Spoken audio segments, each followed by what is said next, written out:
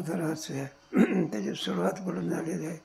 द्वैतमत प्रमाणकी इथून त्याची सुरुवात आहे.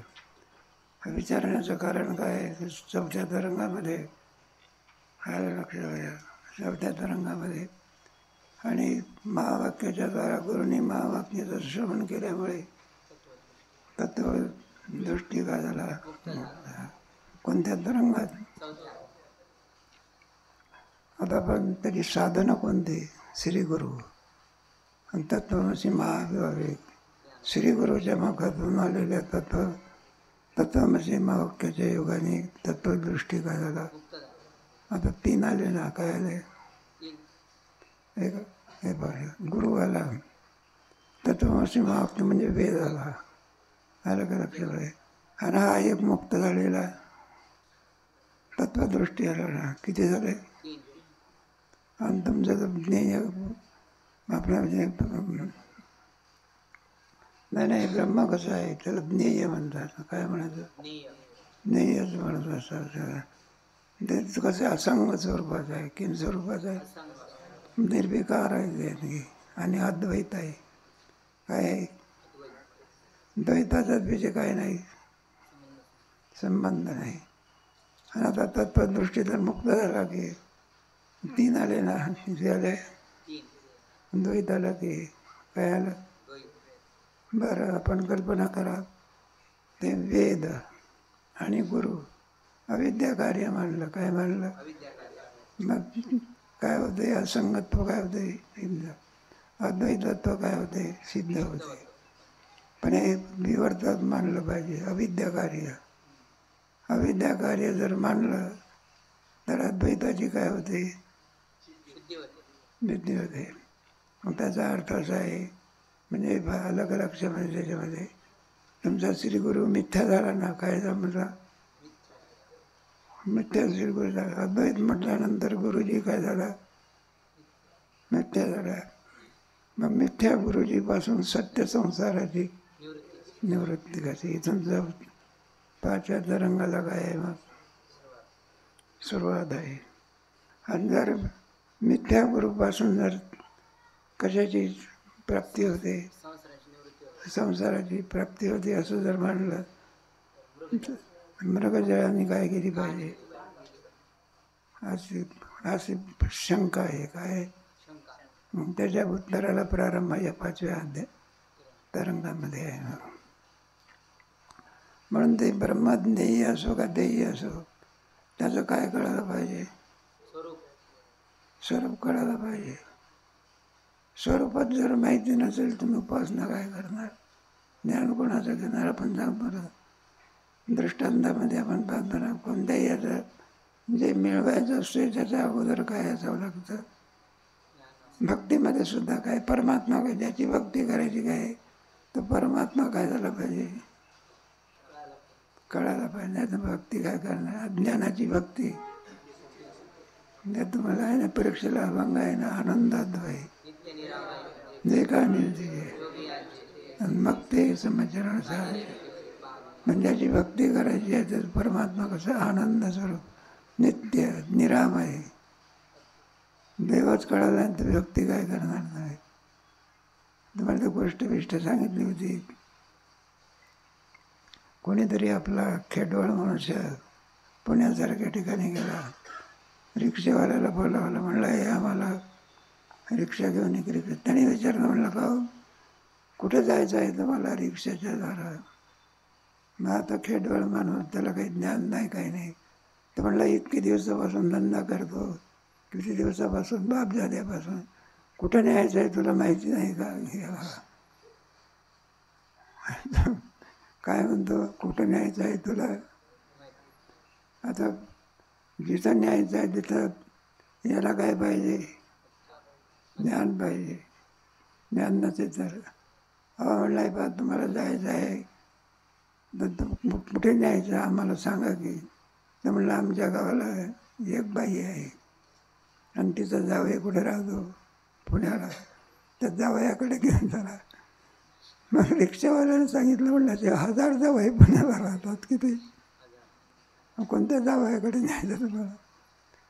मग भेटायला जर जायचं असलं एखाद्या हॉस्पिटलमध्ये त्याचा कार्ट नंबर काय पाहिजे सगळं माहिती पाहिजे.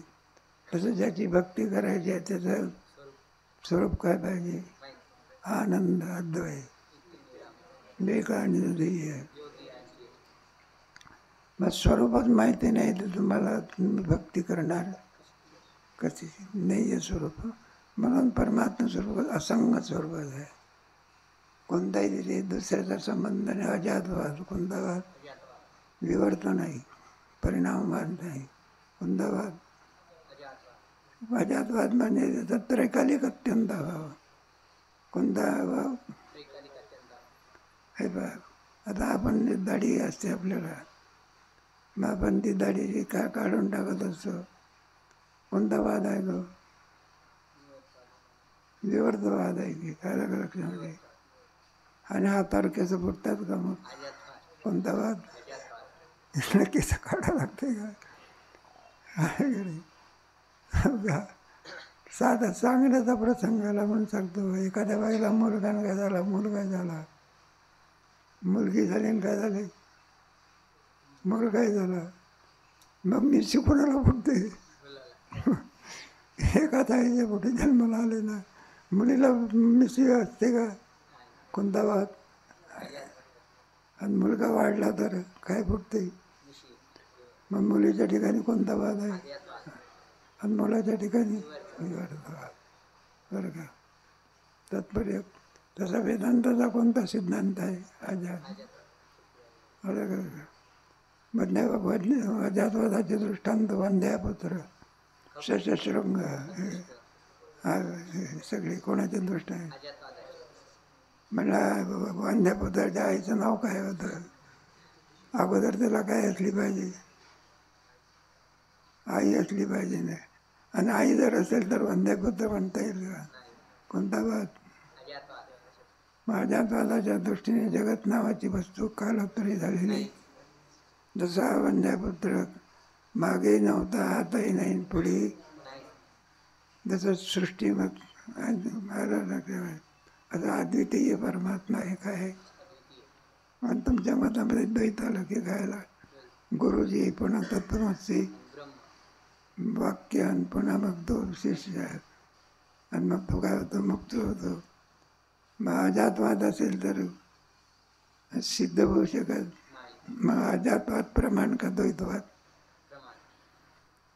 तरंगाला काय आहे मग कोणता वाद आहे? अजातवाद.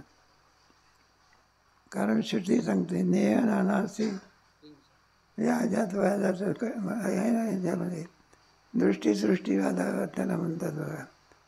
ते तुमच्या योग वाशिष्ठामध्ये वशिष्ठ ऋषीने रामाला कोणता वाद सांगितला?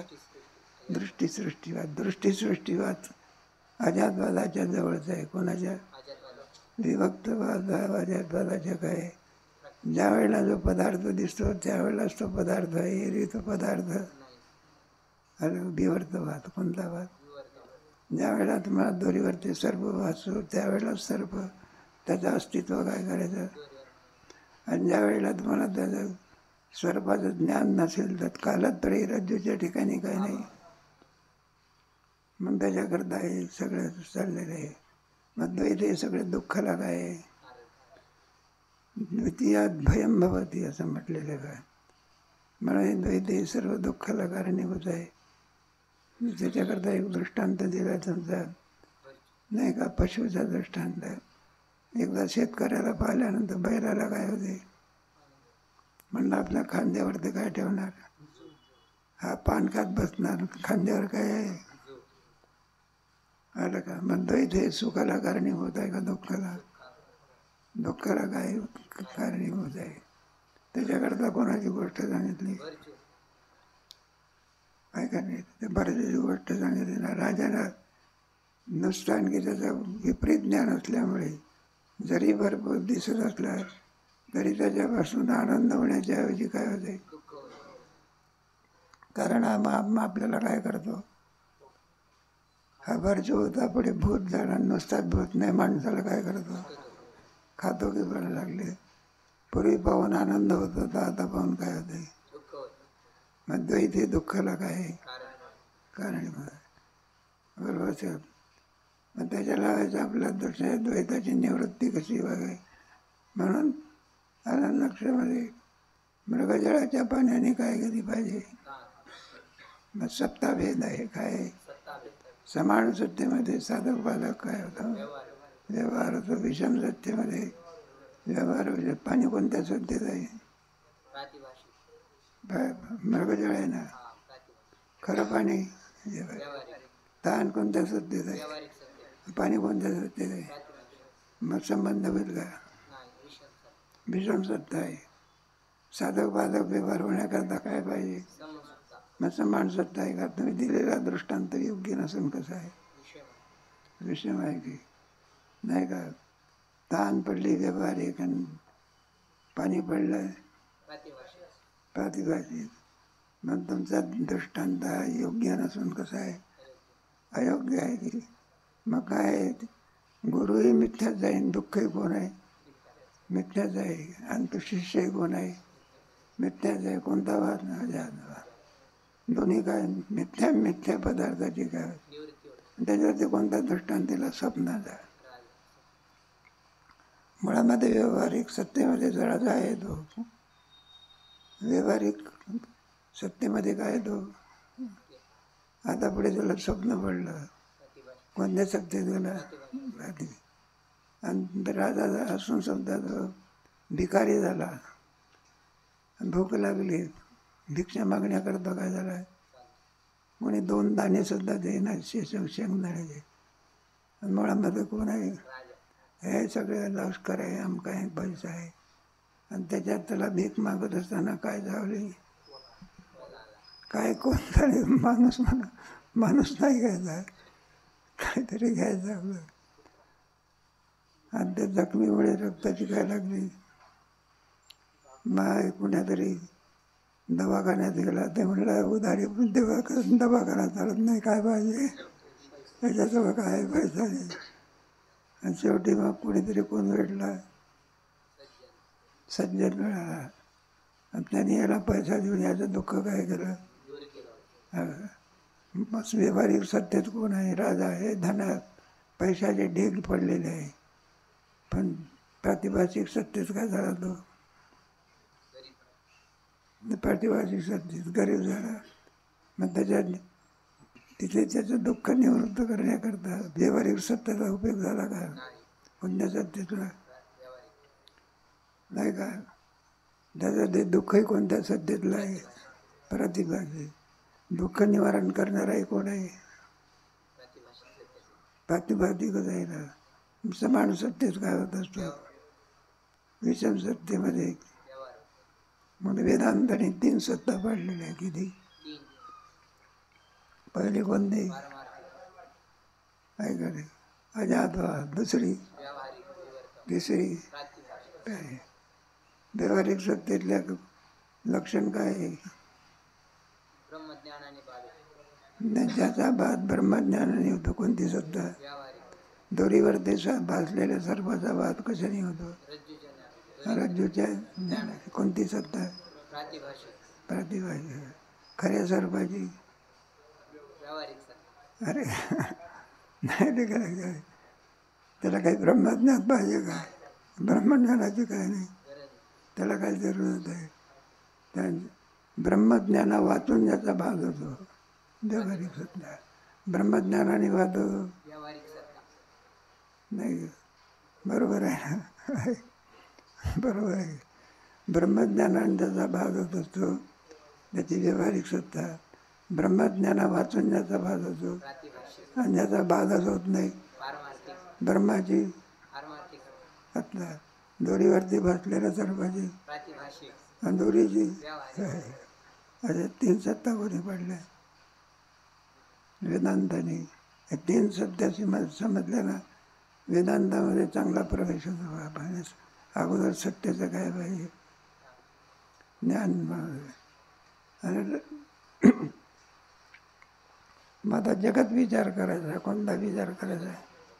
जगतामध्ये व्यवहारिकत्व आहे का प्रातिभाषिकत्व आहे. कारण उपनिषदामध्ये त्याची संगती अशी लावलेली आहे, कोणाची, जगताची.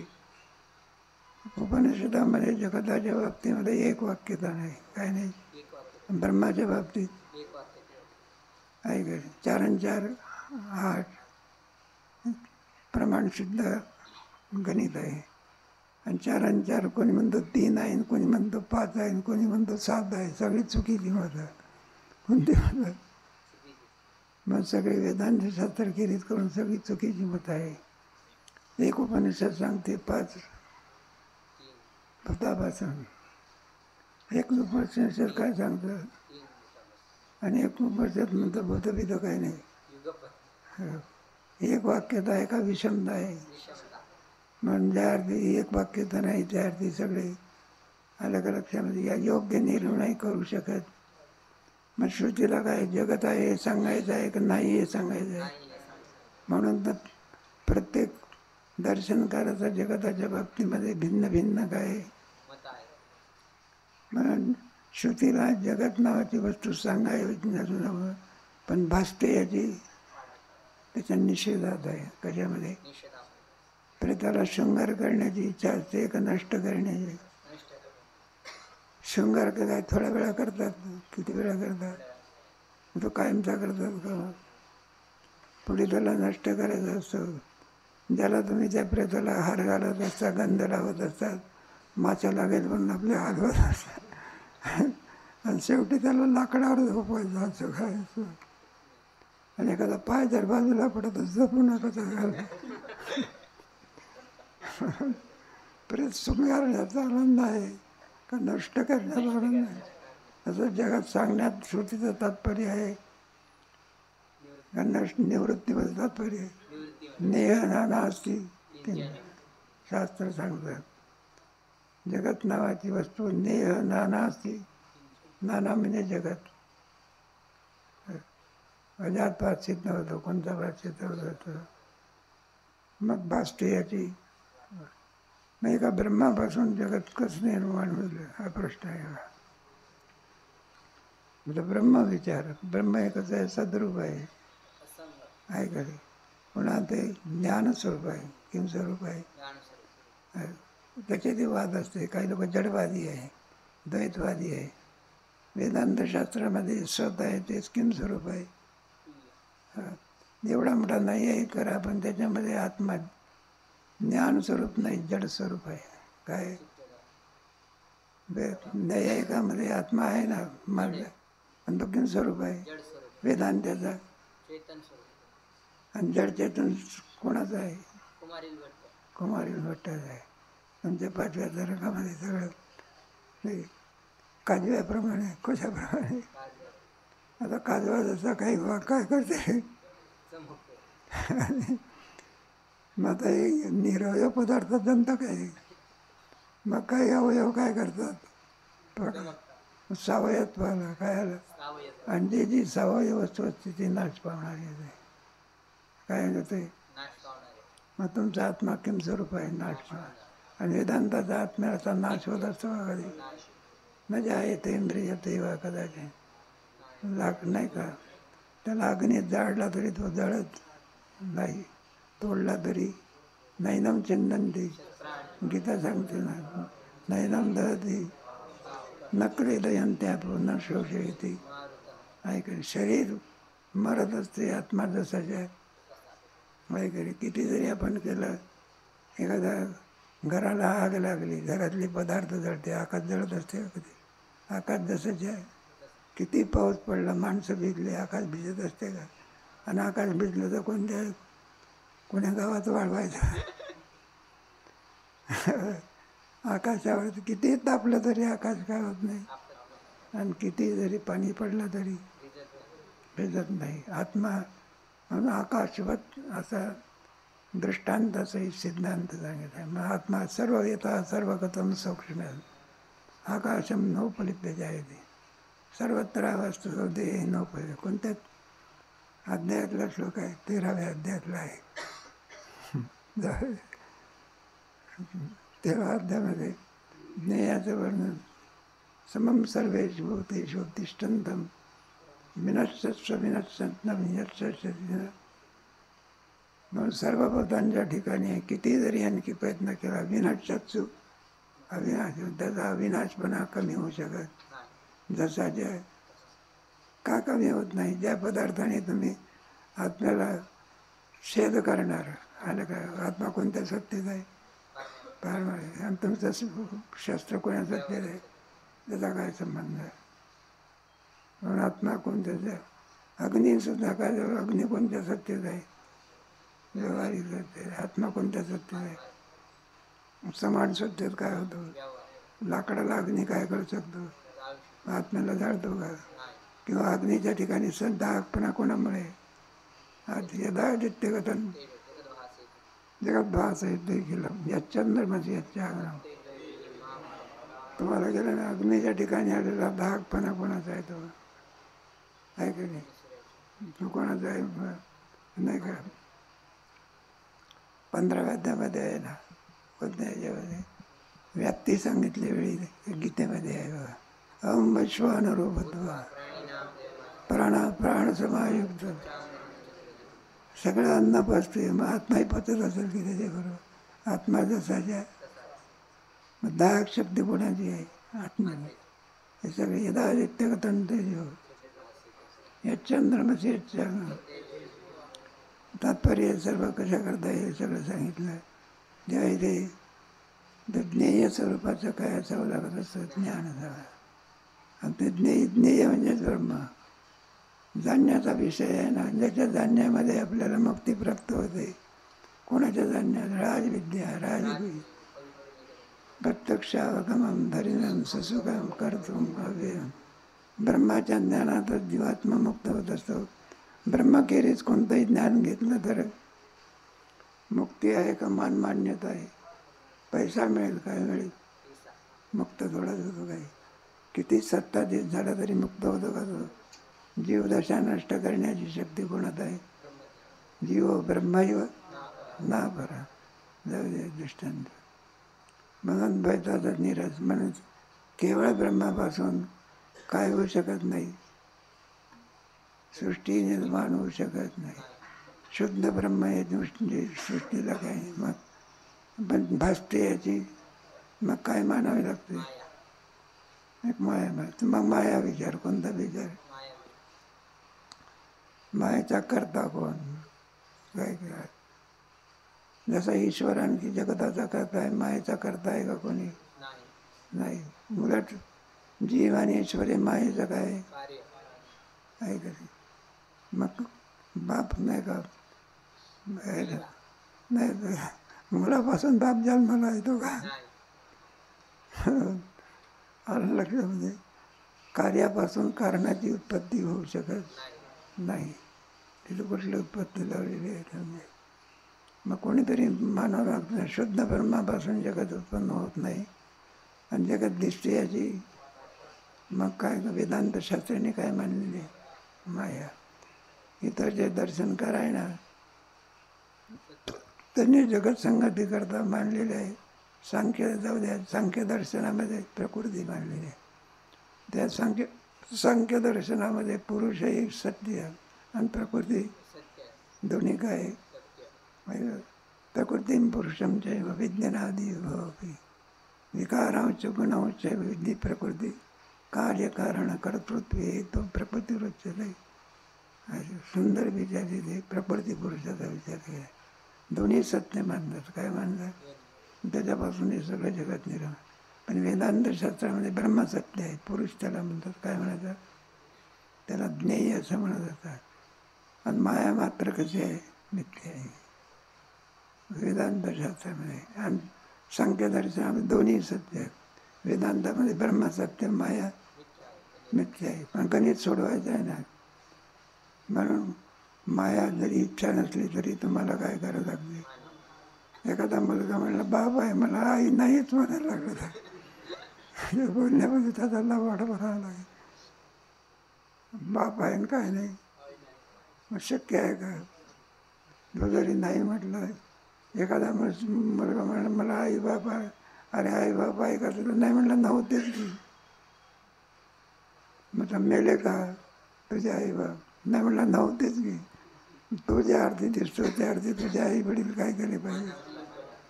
त्या अर्थी जगत दिसते त्या अर्थी दोन काय केले पाहिजे?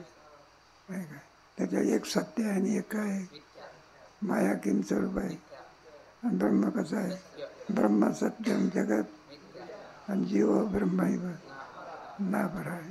सत्यवेत्या विचार समजणार. म्हणून सृष्टीची प्रक्रिया कोणती, माया कशी मानावी, काय मानू नये वगैरे. माया स्वतंत्र जर मानली तर पुन्हा जगत काय करील, म्हणून त्याला पारतंत्र आहे माया. काय आहे, आणि सत्य मानली तर सगळी साधनं काय जाती, व्यर्थ जाती. म्हणून माया जगत संगती करता मानलेली आहे. कशा करता, एरवी माया नावाची वस्तू तर मला दृष्टांत वगैरे देऊन सांगितलं होता. कोणातरी लग्न असलं त्याच्यामध्ये वधूवर असतात, एक विधी असतो, त्या विधीमध्ये वधूचा वराचा काय पाहिजे, वधूला काय नाही, वराला मात्र काय. आता विधी हल्ला ना, काय हल्ला. म्हटलं वेळ चाललेली आहे की, लग्नाला किती वेळ लावला, 2 तास झाले. पण म्हटलं ते का मामाचीच नाही, आता नाहीच ते घेईल. मुलीचा मामा आहे पण वराचा काय नाही.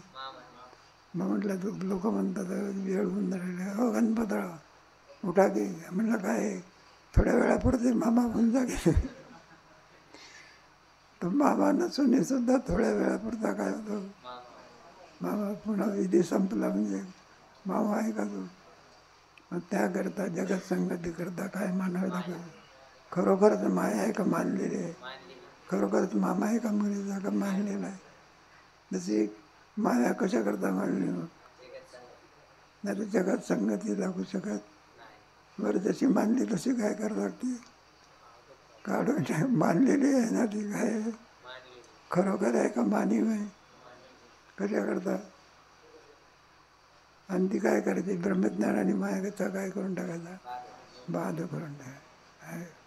वेदांत शास्त्र. मग ती माया कशी म्हणावी, काय म्हणावी, त्याच्याकरता हा सारा विचार आहे. मग त्याला स्वतंत्र माया स्वाश्रय आणि स्वविषय. कोणाच्या आश्रयाने राहते, जलपर्णी कोणाच्या आश्रयाने राहते, तशी माया कोणाच्या आश्रय. आणि ती जलपर्णी काय करते, दिसू देत नाही का. त्यामुळे माया स्वाश्रय आणि पुढे ब्रह्माला काय करते, त्रिवीर गुणमयीर भावी सर्वमी धन्यवाद मोहितांना बेजानाती मामे अशी माया दैवेशा गुणमयी मामे वये प्रबद्धन्ते. सुंदर विचार सांगितले. जे विचार सागर असते ना तेच भगवद्गीतेमध्ये जातात. मग ती माया काय करायची असते, आणि त्या मायेने जगताची काय लावायची. केवळ एकटा ब्रह्म हे जगताला कारणीभूत नसून सविषय ब्रह्म हे जगताला काय आहे कारणीभूत. त्याला अभिन्न निमित्त उपादान म्हणतात. काय म्हणायचं, अभिन्न निमित्त. घट असला एखादा, केवळ तुम्हाला घट करू शकतो, मातीची अपेक्षा असते. जे कार्यामध्ये व्याप्त असते त्याला उपादान कारण म्हणायचं. कार्य भिन्न असते त्याला कोणतं, निमित्त कारण. काय करे, निमित्त कारण कशाला म्हणायचं. जरी माती असली ती स्वभावतः घटरूपाला प्राप्त होत. मग घटारूपाला कोण आणते, केवळ मातीला तुम्ही घट म्हणता का. मग कुंभाराचं कार्य झालं म्हणजे त्याला काय नाव येते, घट नाव येते. मग कोणत्या याला 3 लागत, 2 लागत असतात. एक माया पाहिजे, आणखी कोण पाहिजे, मग निमित्त भिन्नो निमित्त उपादान कारण ईश्वर आहे. मग ईश्वर सर्वामध्ये असलेली माया उपादान कारण आहे.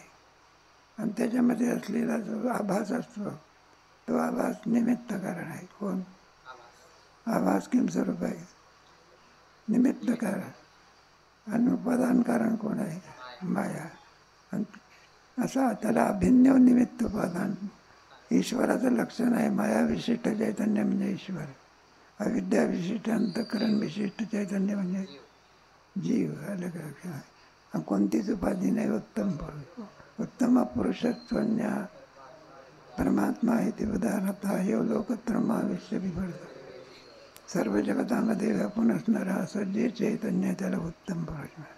कोणता पुरुष म्हणा, त्याचा खूप त्याचा संबंध नाही. म्हणजे कसा आहे, तुमच्या 15व्या अध्यायामध्ये आणखी गोड असं वर्णन केलेलं आहे. जाऊ द्या.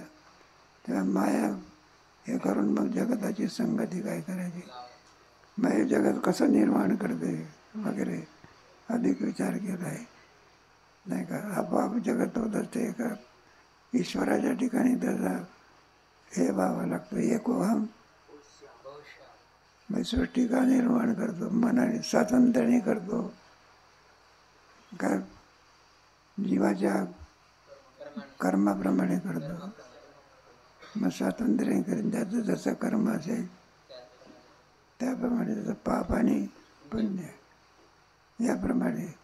मग सर्व जडसृष्टी उत्पन्न करतात, ते उत्पन्न करतात पंच आणि भूत असावे लागतात. प्रत्यय प्रत्यय आणि निर्माण होताना कोणापासून, मायेपासून, नाही का. मग त्या 7व्या अध्यायामध्ये गीते जेव्हा भूमिराभो नलो वायू अहंकार मिती अन्य भिन्ना प्रकृती, आणि कधी पंचमहाभूत भिन्ना प्रकृती असं आहे. आणि त्याच्यापासून 4 खाणी काय होतात मग उत्पन्न होतात.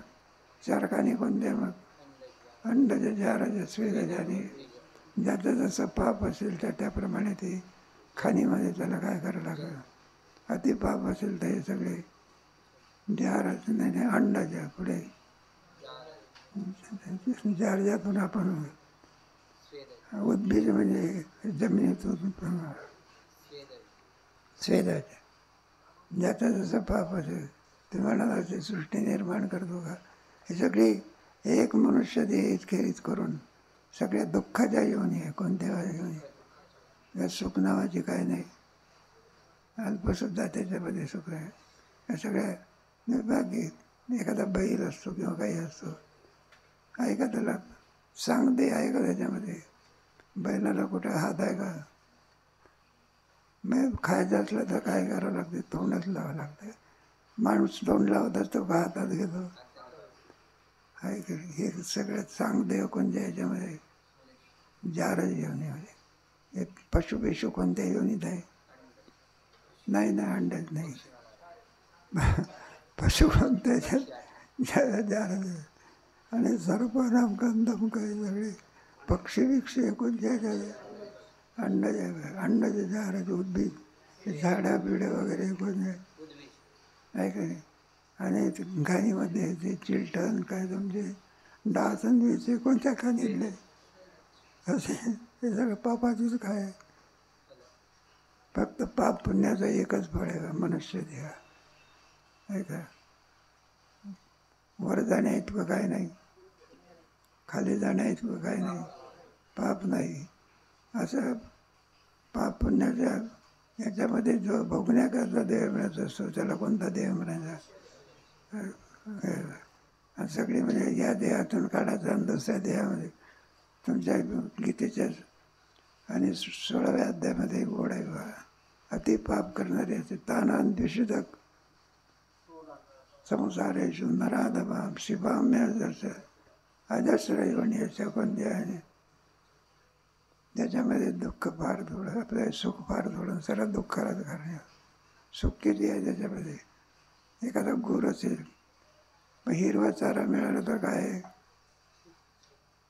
मग तुझे काय माणसाला जसं मनाप्रमाणे स्वयंपाक करून खाता येते आणि भूक निवृत्त करता येते. बैलाला आहे का एक कडबा वाळलेला टाकतात, भूक लागलेली असते, त्याला हिरवा चारा मिळाला त्याचा तो पक्वान्न असते, आणि वाळलेलं मिळालं नाही मग सारखं मिळत असते का.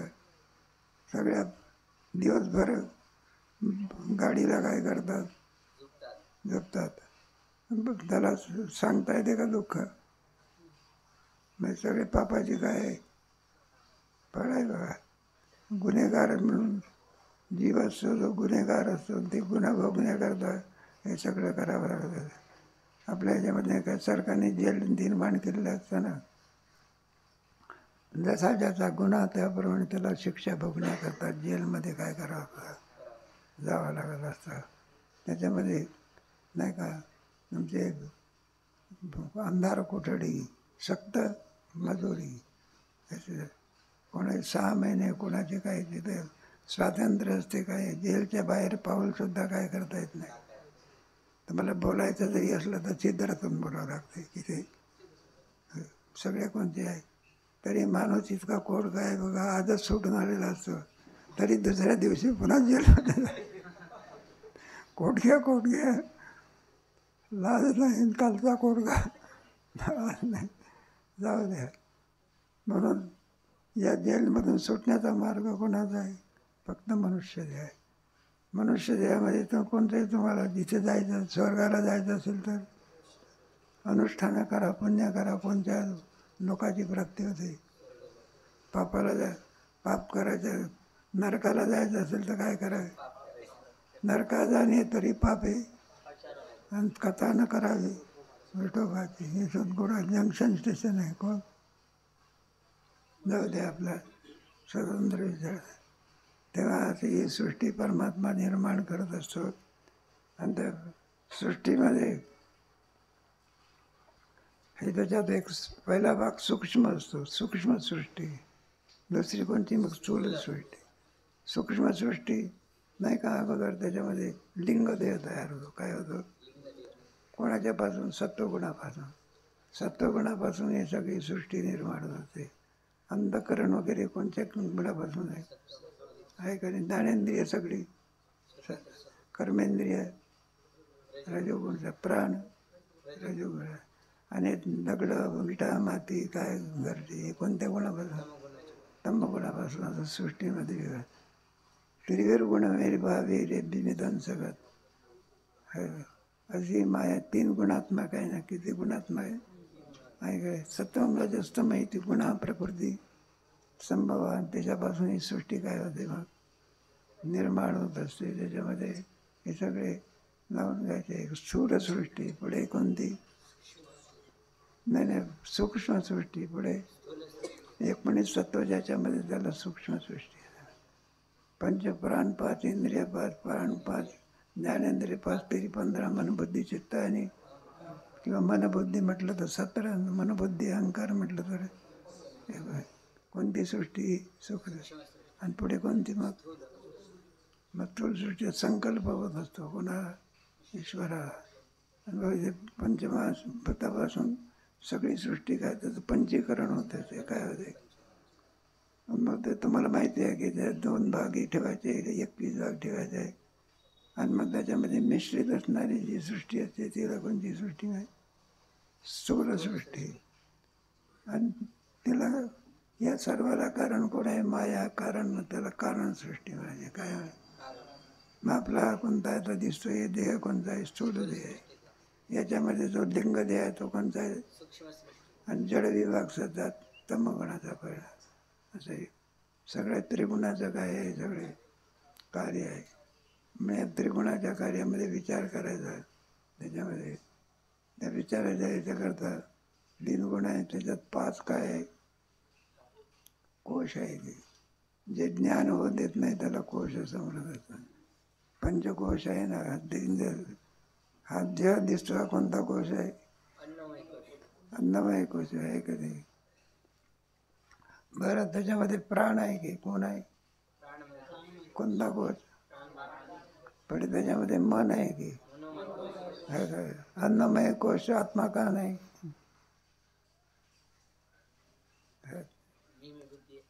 मन अन्नमय आत्मा काय? त्यात 2 अभाव असतात. उत्पन्न होण्याच्या पूर्वी होता का? बरं, पुढे आणखी राहणार आहे का? बरं, सारखा बघा परिवर्तन होते.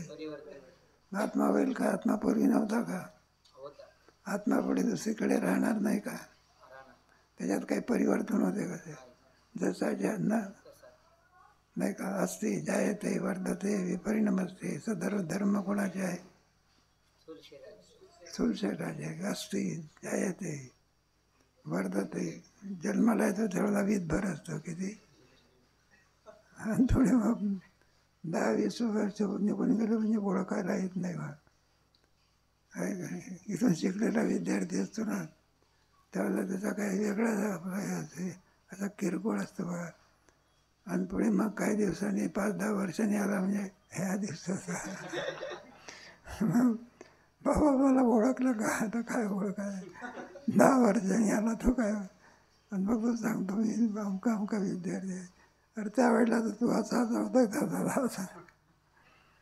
जाऊ द्या दृष्टांत, त्याला परिवर्तन म्हणतात. संसारामध्ये एकत्ववाद आहे का परिवर्तन आहे? प्रत्येक उपाधीमध्ये काय आहे? झाडाच्या पानात सुद्धा काय आहे? आता यावेळेला पालवी फुटते, लुसलुसीत असते, आणि पुढे जरट होते, आणि पुढे पान पिकलं म्हणजे काय होते? मग उपाधीला काय, कोणतीही उपाधी असू द्या, प्रत्येक याच्यामध्ये अन्नचे जहाराचे स्वेदजानी उपाधीला काय आहे? विकार आहे की. आणि परमात्मा स्वरूपाला काय नाही, विकार नाही. अशी सृष्टी काय करतो? उत्पन्न करतो. त्याच्यामध्ये कोश काय नसतात, हे नसतात, आहे का नाही? अन्नमय कोश, पुढे प्राणमय कोश. नाही, अन्नमय झाल्यानंतर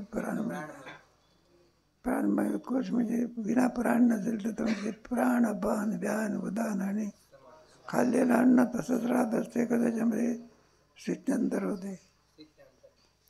रक्त सगळ्या ठिकाणी पुरवण्याचं काम कोण करतो? व्याध. अरे काय याचे सगळे लावायचे, नाही तर काय होईल मग?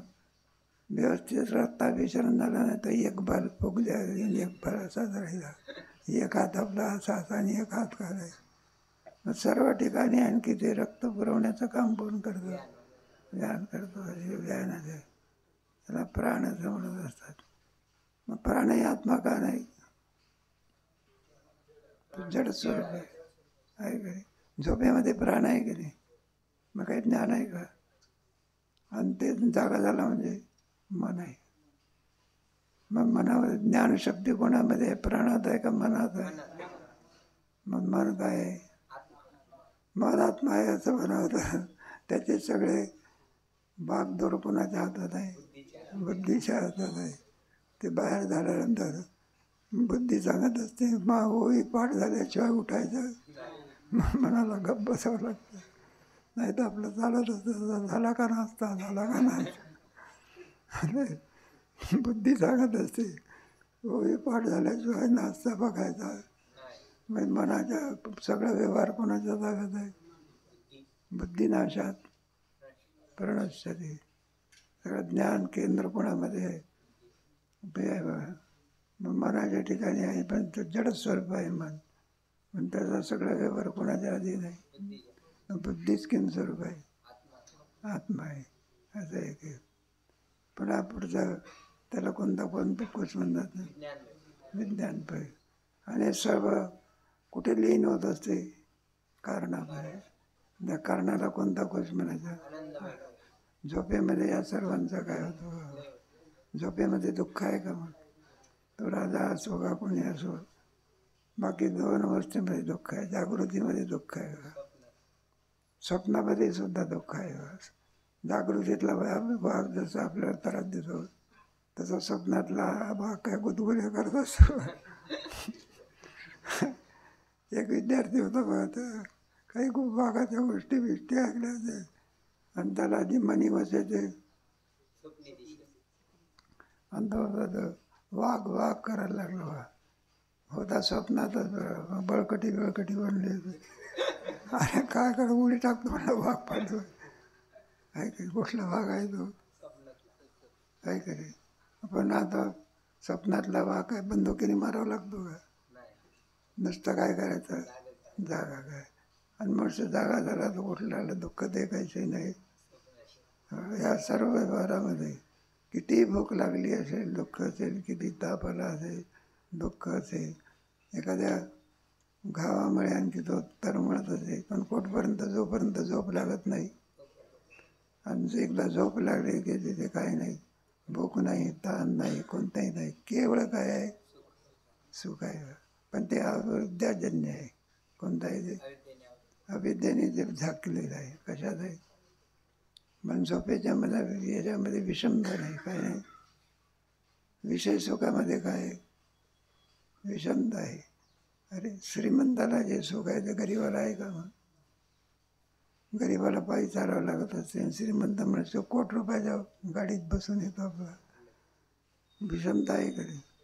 विशेष सुखामध्ये काय आहे? विषमता आहे. गरीबाला कुठं तूप माहिती आहे का? तूप म्हणजे काय?